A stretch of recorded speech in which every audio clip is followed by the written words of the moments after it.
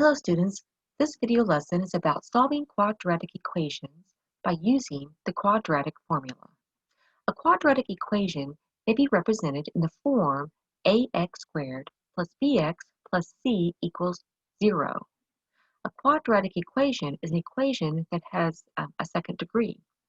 The highest degree, the highest exponent, in the equation is the 2. The quadratic formula is below.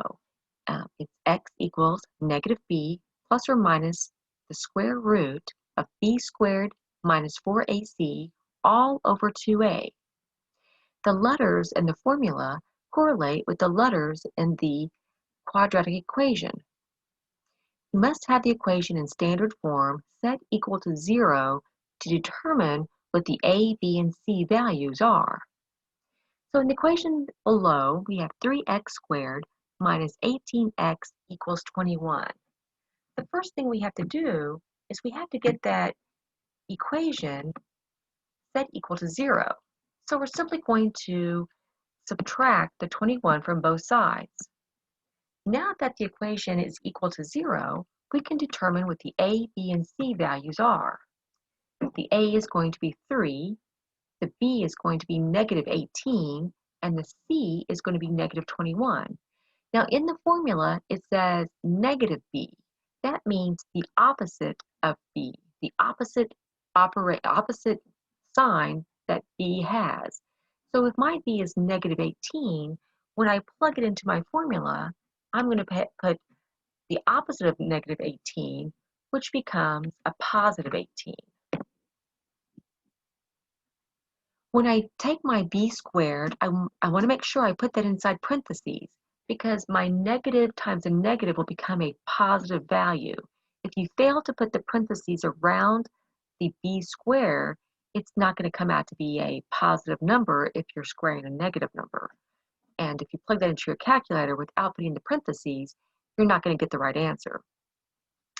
So be sure to plug in the appropriate values for the appropriate letters within the formula, and then you're simply going to do the order of operations. You're going to do everything inside the radical first, the negative 18 squared minus 4 times 3 times negative 21. When you plug that into your calculator, you should get 576. And then the square root of 576 is 24. So you're just going to continue to simplify the formula down to its simplest form. 18 plus 24 over 6 and 18 minus 24 over 6. You have two different answers that are going to qualify. You want to simplify both of those. So by using the quadratic formula, you just find the values of a, b, and c, plug it into the formula, and you've got your answer. So here's another example. The first thing I need to do is I needed to get that equation equal to 0. So I subtracted the 10 from both sides. And then I can determine my a. Since there's no number in front of the x squared, my a is going to be 1. The coefficient in front of the second term is negative 2. So my b is going to be negative 2. And then my constant is a negative 10. So now I'm going to take those three values and I'm going to place those into the formula into their appropriate places. Again, the opposite of b, so the opposite of negative 2 is going to be a positive 2. And then again, I had to put that negative 2 inside parentheses when it's being squared underneath the radical. Now when I plug that inside underneath the radical, I get 4 plus 40, which is 44. So I have 2 plus or minus the square root of 44 all over 2. Now, the square root of 44 is not a perfect square, but a perfect square goes into 44. I can break that into 4 times 11. The square root of 4 comes out as a 2. But the square root of 11 can't come out, so it's still left inside the radical. Now I have it simplified down to 2 plus or minus 2 times the square root of 11 all over 2. At this point, if I choose to, I can separate that into two fractions. Or I could say 2 goes into every single term. There's 2 terms on top, and there's a denominator. 2 goes into 2 one time, so I have 1 plus or minus 1 square root of 11 over 1. And if I have 1 on the bottom, it's really not necessary, because that can simplify down as well.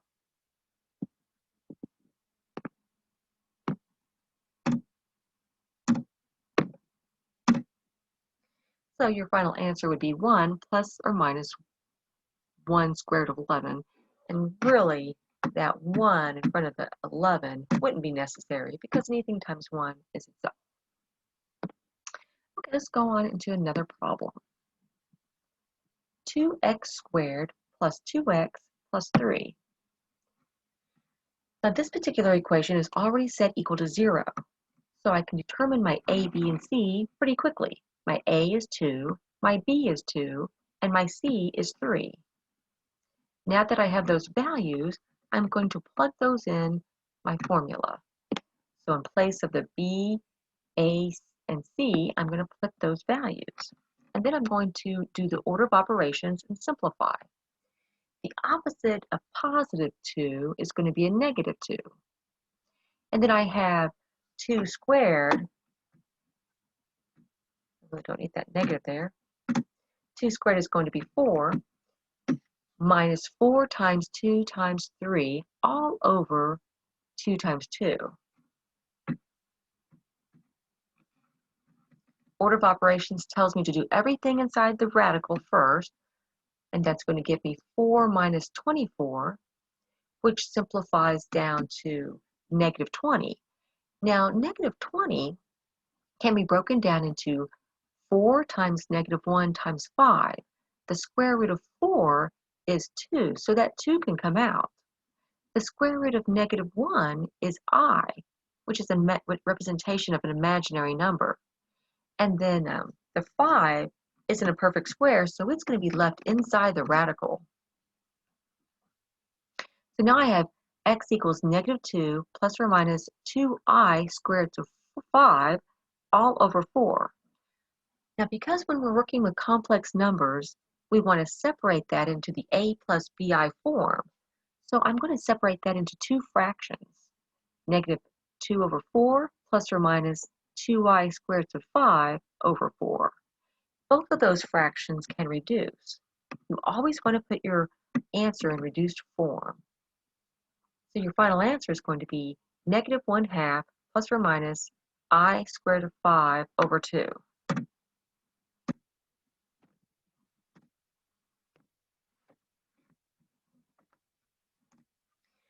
Okay, so that's pretty much how you utilize the quadratic formula to solve a quadratic equation. The next subject that we're going to be talking about is discriminants. A discriminant is used to determine the type and number of solutions of a quadratic equation. The discriminant is the part of the quadratic formula that is inside the radical. And again, it is used to determine how many and what type of solutions a quadratic equation has. So the formula for the discriminant is just b squared minus 4ac. And there's 4 different situations that can occur. If the discriminant equals 0, then that means that equation is only going to have one rational solution.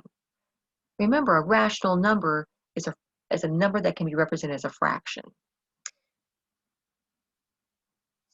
The next situation is if D is a positive perfect square, such as 4, 16, 25.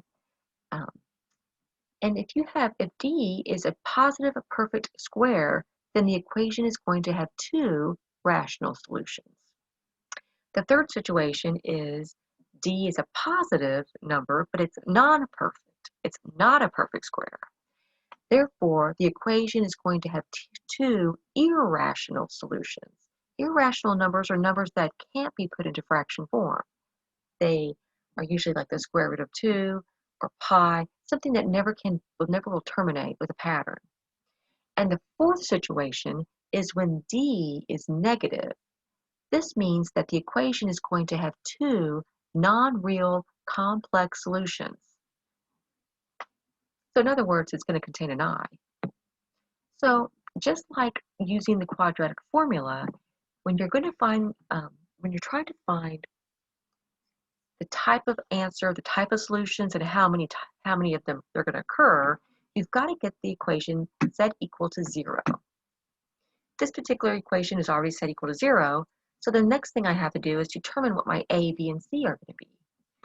Well, my a is going to be 1, my b is going to be 2, and my c is going to be -7. I simply put those into my formula. Again, when I put my 2 in for my b, if it's going to be negative, it's pertinent that I put parentheses around it. If it's a positive number, it's not going to really make a difference. A positive number squared is going to become a positive. If it's a negative number, it's very important that you put parentheses around it.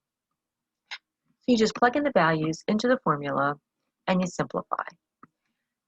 When I do that for my first equation, I get a positive 32. Now 32 is not a perfect square. So therefore, the answer is going to be a positive non-perfect square number, and it's going to have 2 irrational solutions.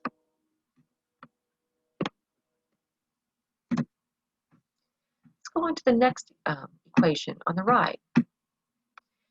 It's already set equal to 0, so I just need to determine my a, b, and c. My a is 4, my b is 12, my c is 9.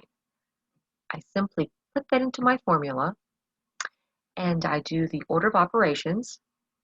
12 squared minus 4 times 4 times 9, which is going to give me a 0.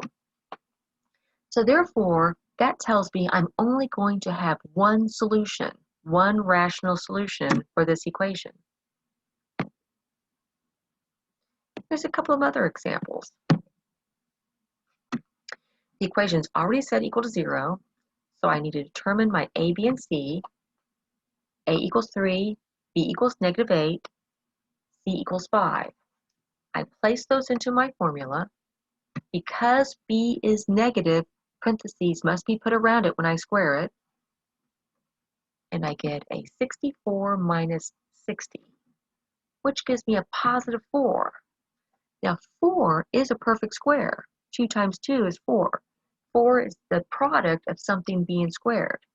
Therefore, it's a perfect square, and you're going to have 2 rational solutions. Okay, my last example is 2x squared plus 6x plus 11 equals 0. It's already set equal to 0, so I just need to determine my a, b, and c. My a is 2, my b is 6, and my c is 11. I simply plug those into my formula and simplify, and I end up with a negative number. So if my discriminant is a negative number, automatically that tells me it's going to be a complex number. It's going to be a non-real number. It's going to contain an I.